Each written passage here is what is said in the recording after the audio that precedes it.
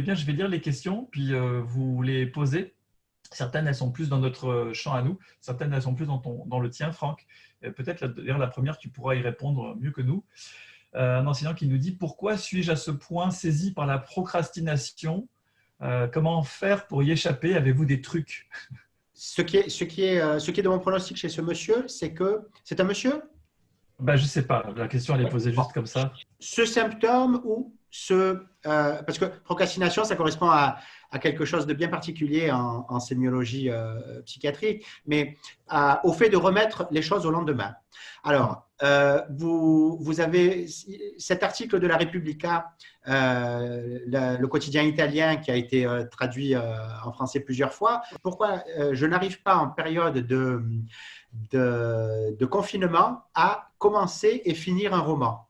Eh bien, illustre bien ce comportement. On est confronté face à cette situation nouvelle à, comme je l'ai décrit tout à l'heure, à une sidération qui est encore en train d'être vécue. Elle est vécue d'une façon variable selon les personnes, mais elle fait que notre attention est occupée quelque part par la peur de l'infection pour soi, pour la peur de l'infection pour nos proches, pour les conséquences économiques, etc. Pendant que ma pensée est orientée quelque part, elle n'est pas sur ma mission. Il y a la fameuse addition de travail pour poser les choses. Ensuite, quand on est chez soi, alors ça c'est de l'ergonomie, mais ça correspond à des phénomènes au niveau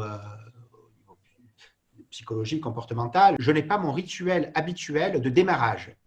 Hein?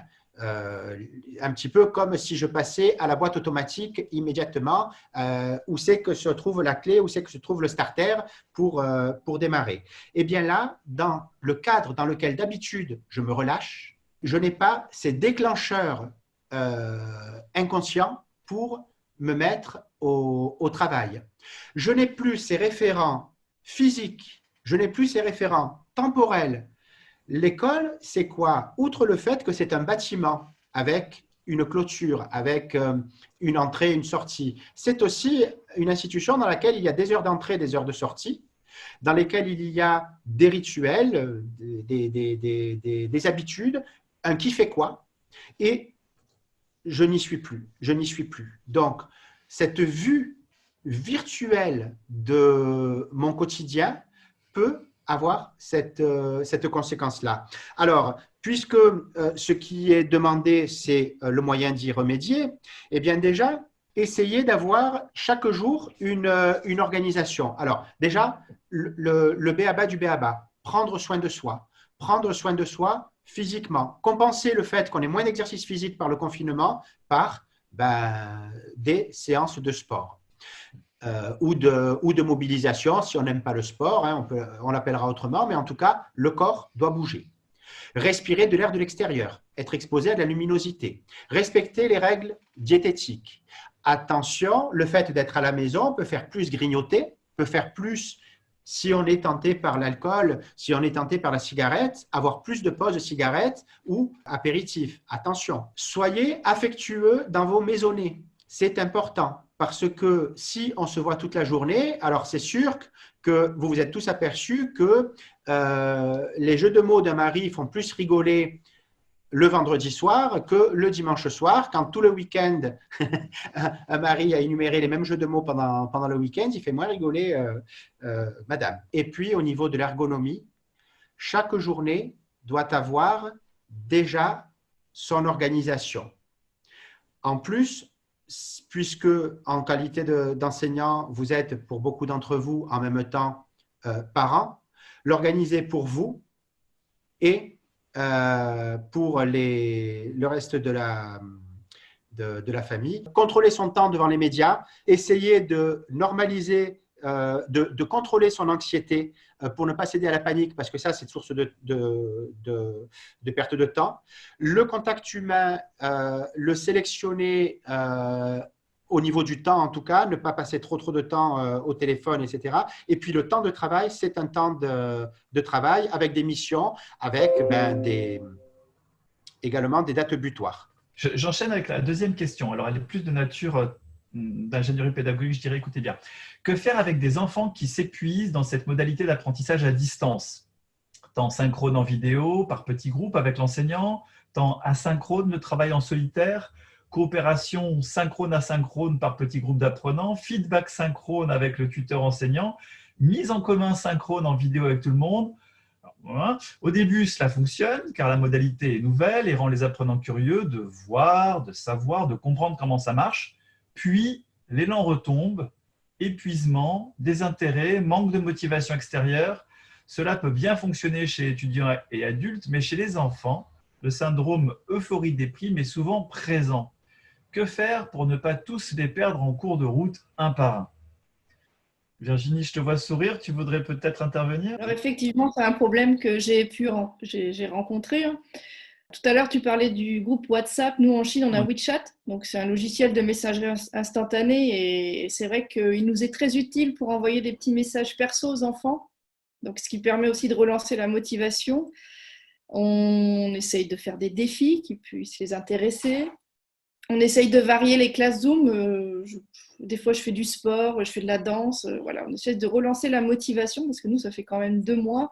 Et c'est vrai que les enfants ont du mal à persévérer. Après, on a changé nos modalités. Maintenant, on fait classe Zoom tous les matins à 10h pour expliquer le travail de la journée et on les reprend l'après-midi pour faire un état des lieux de ce qui était fait. Voilà, on mutualise les activités, ce qui permet aux enfants d'avoir quand même un petit semblant de classe toute la journée. Et je communique beaucoup individuellement avec les enfants, ça c'est important. Après, je peux me le permettre, j'ai une classe, j'ai 18 élèves, donc je peux me le permettre. Je crois que la question numéro 2, la façon en plus dont tu viens d'y répondre, rejoint la question numéro 3 et la numéro 10 qui vient d'être écrite. Alors, je vais les prendre toutes ensemble, vous allez voir, parce que je pense que c'est la même problématique de fond. Écoutez bien la numéro 3. Mes enfants travaillent à la maison et je suis même surprise par leur sérieux. Mais je n'ai pas du tout le temps de regarder si tout ce qu'ils font est correct ou pas. Je travaille moi-même en ligne. Les profs ne font qu'envoyer du travail. Ils ne regardent jamais ce que les enfants écrivent. Alors, s'ils font des erreurs, est-ce qu'ils ne vont pas faire que systématiser, entre guillemets, leurs erreurs? Que peut-on faire? La prof d'anglais que j'ai interrogée, je la connais, c'est une voisine, m'a dit qu'elle n'avait pas le temps d'appeler ses élèves un par un pour les suivre, vu qu'elle en a 250 et qu'elle doit absolument, enfin je rajoute absolument, envoyer du travail à faire. Et quelqu'un d'entre vous a écrit « Ne serait-il pas temps de changer nos objectifs d'enseignement, valoriser le travail collaboratif et l'agir ensemble, la pensée collective pour motiver nos ados, donner du plaisir et arrêter de penser à soi ?» Je vais vous faire une réponse qui n'est pas complètement techno-pédagogique, mais je pense qu'effectivement, moi je suis d'accord avec cette intervention et de dire qu'il faut absolument à un moment faire le choix entre le quantitatif et le qualitatif pour des raisons vraiment de santé psychologique et avec les conséquences de santé physique qu'il peut avoir derrière. Le plus important, c'est de s'épanouir. Alors c'est clair qu'il y a une vision, une perception probablement différente entre les adultes et les enfants ou les plus jeunes. C'est pour ça qu'on parle d'andragogie pour les personnes les adultes, en mettant l'accent sur le fait qu'ils doivent être conscients de leurs objectifs, qu'ils doivent être très explicites, etc. Alors que plus on a affaire à des petits, plus on va être dans l'implicite et dans le fond. Ce qui les motive, c'est le jeu plus que l'apprentissage. Mais dans un cas comme dans l'autre, ce qui nous motive, nous autres êtres humains, c'est d'avoir de la relation et du lien. Si on est dans la pratique des activités collaboratives pour les activités collaboratives, c'est exactement comme quand on a affaire à des cahiers d'exercice pour des cahiers d'exercice. Au début, on est attiré par le joli cahier tout joli, tout beau, avec ses belles couleurs et son beau papier. Mais très, très rapidement, c'est extrêmement rébarbatif. Donc voilà, c'est une orientation que je donne, mais essayer de maintenir l'intérêt et en amont de l'intérêt, dans le fond, la relation de personne à personne, je pense que c'est la chose la plus cruciale, mais je m'appuie là-dessus sur le point de vue du psychologue. Moi, là-dessus, je ne suis pas forcément spécialiste, mais d'ailleurs, j'y suis plus apprenant. En revanche, ce qui m'a l'air de bon ou mauvais pronostic pour l'élève, c'est le fait de ressentir qu'entre l'institution et les parents, il y a au moins une continuité. Lui, l'enfant, qu'il soit petit, moyen, grand, il a bien compris que les parents éduquaient et l'enseignant enseignait, qui ne s'alignaient pas forcément sur les mêmes, qui n'avaient pas les mêmes compétences, qui n'avaient pas les mêmes missions.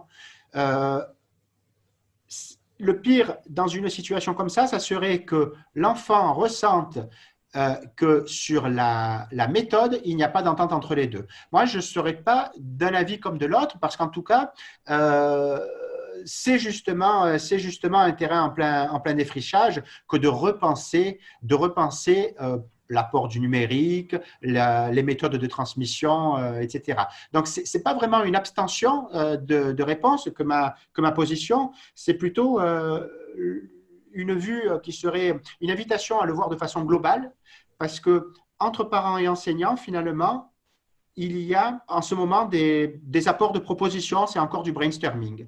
Alors, beaucoup trouvent que toutes les polémiques en cours autour des traitements, hydroxychloroquine ou pas, masque ou pas, éducation, transmission numérique de cette façon ou pas, majoration des inégalités, etc. Beaucoup les voient comme